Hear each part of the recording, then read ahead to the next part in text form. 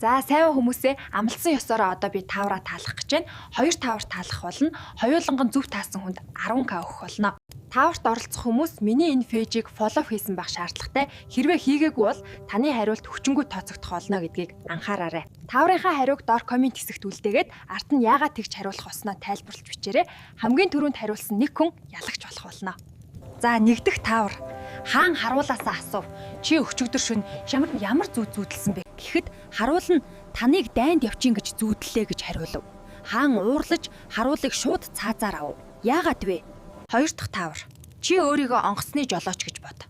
Танаа онгоцонд 5 эмэгтэй, 2 хүүхэд, 3 эрэгтэй, 1 эмээ сууж байсан. Онгоцны нисгэгч хэдэн настай вэ?